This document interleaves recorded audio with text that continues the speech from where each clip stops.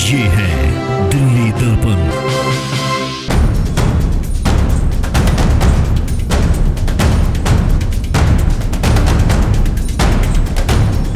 नमस्कार, दिल्ली दर्पण टीवी देख रहे हैं आप। मैं हूं आपके साथ पुनीत गुप्ता। इस वक्त हम मौजूद हैं विजय विहार में। हमारे साथ एक परिवार है और एक बच्चे की पोस्टमार्टम रिपोर्ट है हमारे पास। खुशबू नाम है और खुशबू 5 साल से एक घर में काम कर रही थी। एज ए नौकरानी वो काम कर रही थी, झाड़ू पोछे का। 5 साल से उसी घर में काम कर रही थी और पिछले लॉकडाउन की वजह से उसी घर में 5 महीने से लगातार काम कर रही थी। अचानक इनके पास, इनके माता पिता के पास खबर आती है उसके सुसाइड की। को बताया जाता है कि आपके बच्चे ने सुसाइड कर लिया है, लेकिन इन्हें अंदेशा है कि सुसाइड नहीं कर सकती क्योंकि इनसे रोज़ बातचीत भी होती थी। उसका मर्डर किया गया है। अब इसके अलावा इसके साथ ये फिर पुलिस के भी चक्कर काट रहा है, लेकिन इनको जो है तसल्ली नहीं हो पा रही है। मेरे साथ इनकी मदर है, माँ है। आप कब पता चला कि ये बच्चे ने सुसाइड किया? 12 तारीख के जन्माष्टमी के रात में। हाँ। मेरे बच्चे मेरे से बात करी जो मम्मी खाना खा ली। मैं बोला हाँ खा ली। मैं बोला तू खा ली? तो नहीं आंटी लोग नहीं है, भैया दोनों घर में है, मम्मी अभी नहीं खाई हूँ खाना। घबराई इसी बच्चे। फिर उसके बाद मेरे कोई बात नहीं हुआ। 12 बजे रात में लड़की के मार के पंखे में लटका के फिर मेरे बुलाने पहले वो रिश्तेदार बुला ली, पुलिस बुला ली, तब मेरे बुलाने आया। तेरे बच्चे ने फांसी लगा ली। मैंने किसी को नहीं बोला, मैंने दौड़ के भागते गई। फिर मेरे आदमी को मैं बुलाया तो आदमी से ज़बरदस्ती साइन करवा ली। नहीं, आप उनके पिता हैं। क्या नाम है आपका? पवन पासवान। आप ऐसा क्यों कह रहे हैं कि उसका आत्महत्या नहीं, ये मर्डर है? ये मर्डर है क्योंकि सर वहाँ पे देखा हूँ कि पंखे पैर नीचे है, पैर पूरा नीचे पड़ा हुआ है। तो पंखा भर अपना आप फांसी लगाता तो अपने आप को बचाव तो करता, लेकिन वो अपने आप बचाव भी नहीं कर पाया। ऐसे जैसे मेरा पैर है वैसे ही उसका पिता है।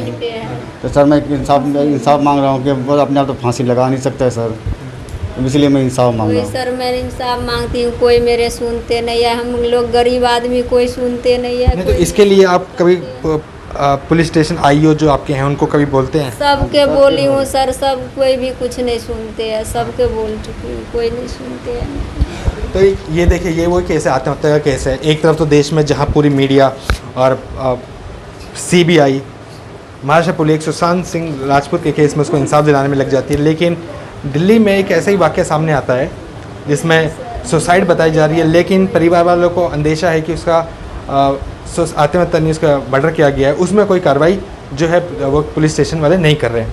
मेरे साथ बहन जी भी हैं जो कि यहाँ पे महिला आयोग में हैं और यहाँ पे लोगों को इंसाफ दिलाने के लिए जानी जाती हैं।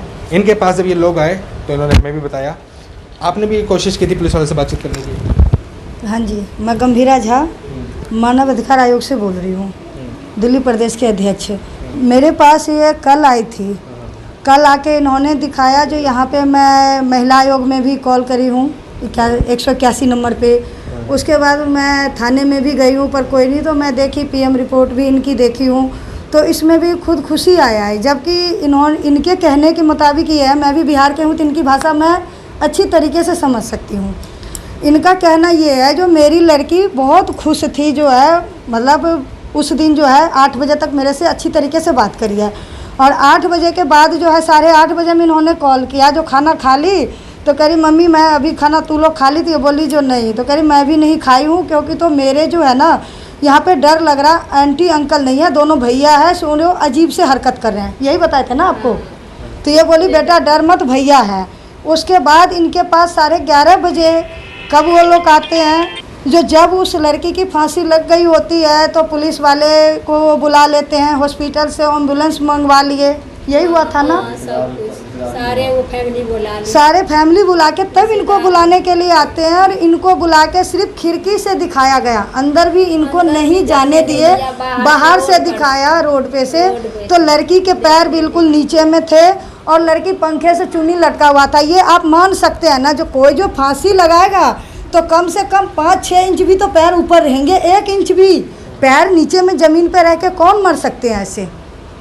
तो मैं तो इस चीज़ को नहीं, मैं आईओ से 2 बार बात करने की कोशिश की, वो बोले जो मैम आपसे मैं मिलूँगा, मगर मैं तिहाड़ जो है जा रहा हूँ किसी कैदी को छोड़ने के लिए। मुझे लग रहा है आईओजी भी सो रहे हैं, अभी तक कोई कैदी को छोड़ के अभी तक वो आए नहीं हैं। अब आप क्या चाहते हैं इस केस में? मैं अब चाहती हूँ इनको इंसाफ मिले, जैसे निर्भया केस में कांड में मिला है ना, मैं यही चाह रही हूँ जो हर किसी को यही सज़ा मिलनी चाहिए। जो यहाँ से जो है बेटी के साथ या औरत के साथ जितना भी शोषण हो रहा है वो करना बंद हो यहाँ पे। आपको ऐसा क्यों लग रहा है कि पुलिस कार्रवाई नहीं कर रही है?